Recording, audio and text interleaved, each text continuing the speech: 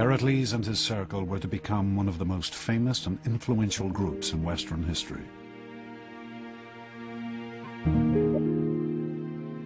But in 5th century Athens, the highest achievements of art and culture were not restricted to the elite.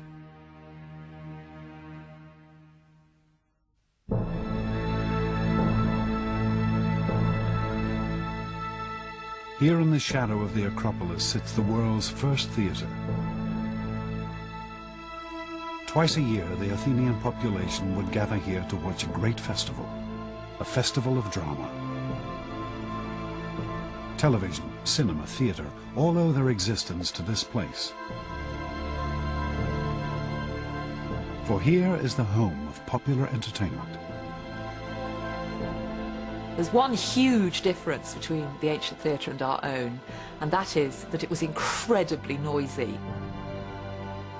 We hear stories of how when they didn't like a play, the audience booed and they hissed and they actually got actors driven off the stage. But there's other stories that showed that when they were going with the story and deeply involved in it, they actually all collectively burst into tears. The favourite tales of the Greek stage were called tragedies. These were stories as shocking as a contemporary horror movie. The tragedies told stories of great men falling from their heights, losing everything they owned. Greek tragedy shows human beings, however able, however brilliant, however intelligent, quite unable to alter the destinies which have been decreed for them. These tragedies have fascinated audiences ever since. This 19th century painting shows the story of the mythical ruler Agamemnon, who was murdered by his own wife. Another tragedy told of King Oedipus, who gouged out his eyes when he discovered that he had married his own mother. These Athenians, natives of the greatest city in the ancient world, seemed to revel in seeing how frail greatness could really be. I don't think we can use Greek tragedy to tell us exactly what happened in reality.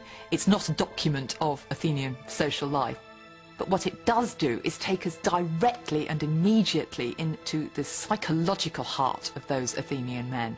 The kind of dreams and fantasies and fears and imaginary scenarios that they came up with in the theatre have to tell us just as much about them as any document of everyday reality could. Theatres were built in every major Greek city, in Sparta, Corinth, on the island of Delos, here in Delphi. Athens was the heart of a cultural revolution that would spread across the Mediterranean and echo around the world.